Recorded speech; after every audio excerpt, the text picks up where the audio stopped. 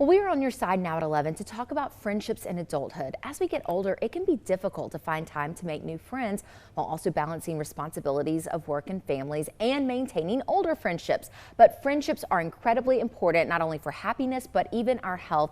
And joining us today with a look at why these relationships matter, licensed counselor Michelle Essery from Fullwell Neurofeedback and Counseling in Hoover. Thanks for being with us today. Thanks for having me, Claire. So talk about the importance of having friendships. You don't think about it being important for your health.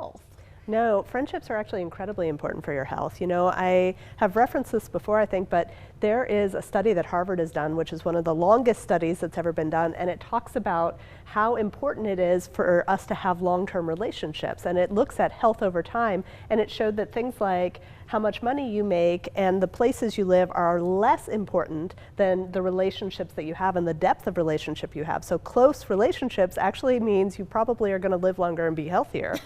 Hey, I like that. Well, sometimes as adults, it's very hard to carve out time when you're balancing the work and families and everything else.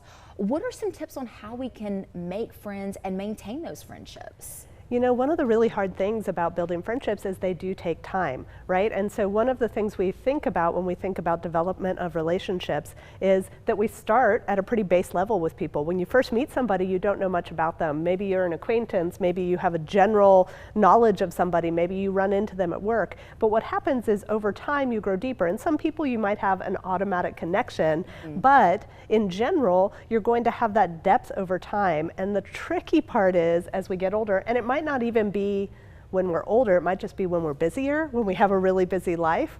And that can make it hard to have the time we need to deepen and invest in relationships, to move from an acquaintance to a little bit deeper where we know more about their lives, where we know about their day-to-day, maybe even to hopes and dreams and deeper parts of ourselves. To get to sharing some of those things takes investment over time. And in order to do that as adults or as busy people, when we have a lot going on in our lives, it can be really important to either make time or make a habit of seeing people regularly. You know, one of the things I do is I try and be at the same place at the same time in some areas of my life, right? Like for me, going to the gym is one way that I can see the same people, and that automatically gives opportunity to build relationships. Or church is a really good way, social clubs, other things like that that can be really helpful in just providing opportunities for people to have regular relationships that build over time in that natural way where we don't feel forced, but we're able to actually know if we can trust somebody, if we can grow deeper with them. Yeah, I love that advice. Some great tips, you know, church, a gym, anything like that to meet new people. Michelle, we appreciate you being with us today. Thank you so much. Thanks, Claire. All right, stay tuned. The News at Noon is next.